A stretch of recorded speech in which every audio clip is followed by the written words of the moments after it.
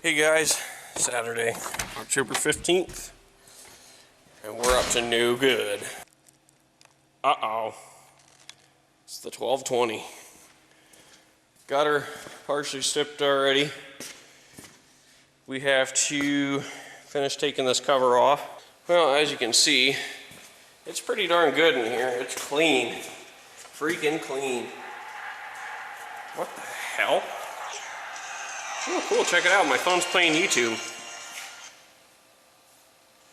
I wonder how long that's been going on. Oh, cool, we're doing all kinds of shit in my pocket. Wow. Okay, so you see we got this spring deal here, right? And when you pull the PTO over to engage it, the spring's supposed to pull on this pin here and get it to free up. Well, the problem we're having is I believe it's getting stiff inside here where it rotates inside this cast piece, and possibly the one up by the pulley. So we got to figure out how to get that freed up, and I'm probably gonna have to take all this apart. Okay, so I just got it broke loose, drove all the roll pins out. Check it out, right where that plastic, or is that bronze? I think it's a plastic bushing. Check out where it was all freaking corroded. So that was our problem. So actually you can feel a lip there where the corrosion was built up inside. So I don't think I'm gonna get it slid all the way out because of the front piece up here. That guy, see the pulley's gonna run into it if I slide it much farther out. So I'm just gonna take my wire wheel and a drill and hit that. And then we'll put her back together. Awesome. Okay, so slide her forward a little. As you can see, it's been wire wheeled. Push her back in. Oh, look at that. Works beautifully. So I'm gonna slide it out. I'm gonna get some grease. And first we're gonna stick grease up front here where it goes in. You probably can't see where I'm putting it. Up on the front bushing. Put some grease back here on the back bushing. Oh man, just as beautiful as she can be. So now it'll want to engage. See? It'll want to hold it on when the lever's in the on position, and when you bring it off, it'll come off. So, of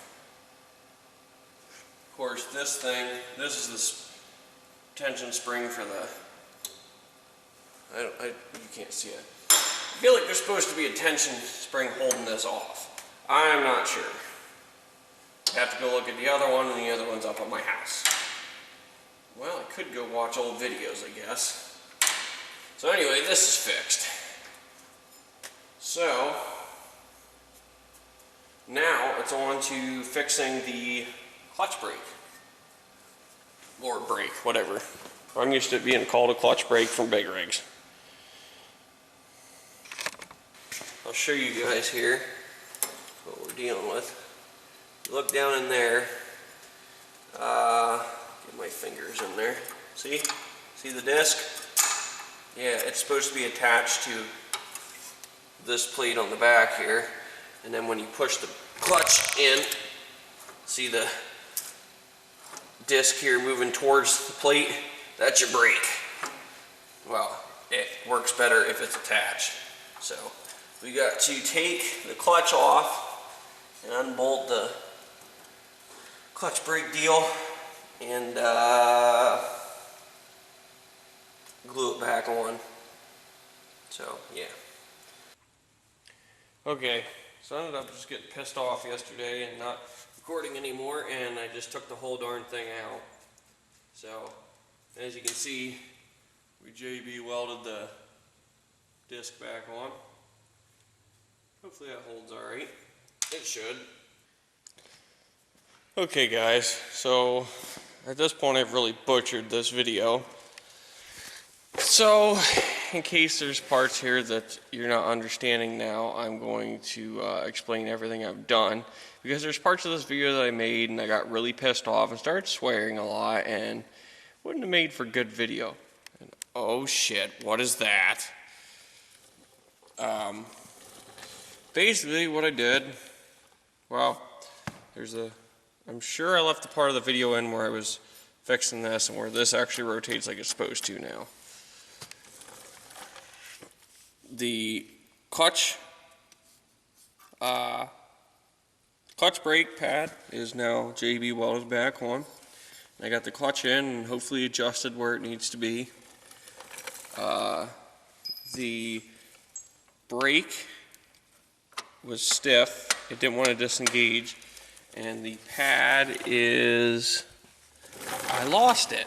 Oh, here's all that was left of the pad. So now it has a new brake pad. So these rivets I thought were going to be a pain in the butt, but all I did was take this punch and on the inside hold the rivet head in and take my ball peen hammer and smash it. Smash the outside down, and it seems to be holding nice and tight. So anyway, I have fixed everything I set out to fix, I do believe. So now we're going to be putting this pig back together. Looky here though. Oh boy. Oh boy. Somebody spent big bucks at Harbor Freight. This is for the Cub, the 1864 Cub Cadet. I just was curious as to how well it would fit on this, but it doesn't. So that's not an option for a future engine swap. Wow. Thing looks big between my legs. That's what she said. Anyway, I'm going to get this engine put back on, and then we'll go from there. Engine's in. Engine's in. Okay. Bolted down, hood's fastened, belts are on. Now, time to put the dash back on and all the other bits and bobs. Alrighty. Dash is in, bolted down. I actually have the throttle cable hooked up now. As you can see down there, stuff's happening. Okay, guys. Look, there's a pipe.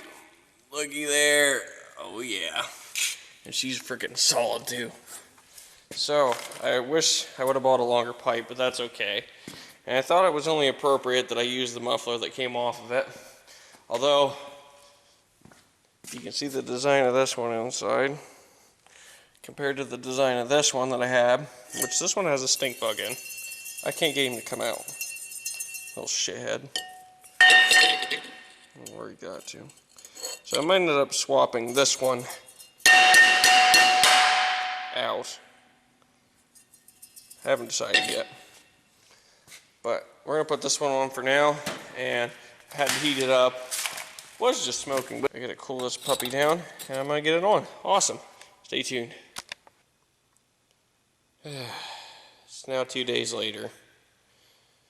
Carburetor was off and cleaned out, and of course the stupid gasket or O-ring for the bowl failed, so it now has one that's made out of silicone. Look, you can tell, which is actually not leaking that I know of. And now the starter's got it took a beating because it pissed me off when it decided that now was the time when it was going to quit. Which actually the first time I beat the shit out of it, it started to work again, and it failed again, and I beat the shit out of it again, and then it's like dead now, so. I can't win. I can't win with this f***ing Tecumseh piece of shit motherfucker. There's some bleeping out I'm going to have to do. Oh well.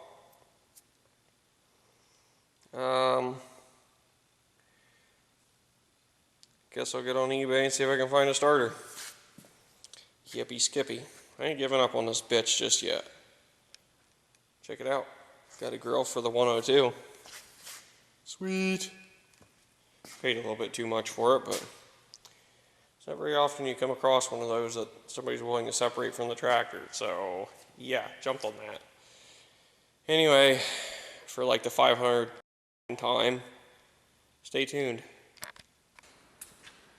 Well, aside from wiring, there's nothing else I could really do. And I don't want to wire it till I get a good starter on it and make sure it's going to run alright. Which I'm sure it will, but still. But I did take half an hour and do this. Holy shit, look at the difference. Look at that. You swear this thing was brown before. And now look at it. Turn my light off there. There we go. Look at that. A little PB blaster and some Scotch-Brite. I mean, yeah, there's some spots where bare metal is exposed, but so what? Fender's even cleaned up a little bit too. Sweet. Well, I guess I'll have to get a starter. For frig's sakes. Hey guys, first off, I apologize for the major butchery of this video, because I'm sure it's pretty butchered at this point. But it pretty much just fell apart. This whole plan just fell. The wheels fell out from under it.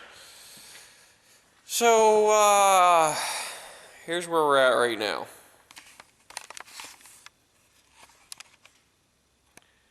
There's a brand new starter that's burned up. There's another one on the way. Shocker. The fuel pump quit. The carb threw a fit. The original starter died, which is still hanging there. The new starter died. And then I decided to tear the head off. Check that out. It ate a screw. I was thinking today after I was talking to the guy that sold me the starter, who's sending me a new one. Maybe I just ought to rebuild this thing, because heck, a gasket kit is $25, and that comes with all the gaskets. The carb kit's $30, so there's 50 bucks. And then I think a piston and rings is like another 50, so 100 bucks plus some machine shop work, plus 50 for the starter. Maybe like 250 bucks I can have this rebuilt total. I don't know. For right now though, because of this, some other things just jumped up on the priority list. And check this out. This is another cool thing, because I went so freaking apeshit when I was tightening the exhaust.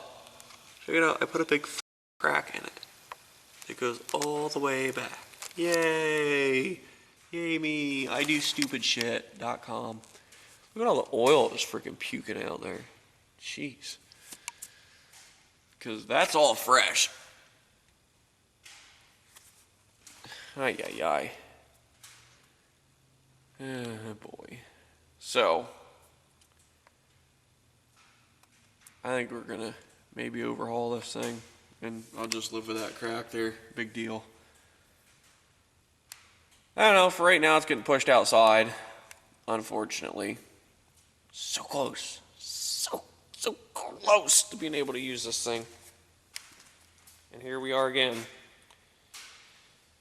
3 steps backwards. Son of a bitch. Well, like I said, I'll push this bitch outside and work on some other stuff. And unless I find another engine for it, like a Kohler or something, I guess I'll just rebuild this. Well guys, I guess I'm going to take the camera home and start working on this video. Thank you for still watching at this point.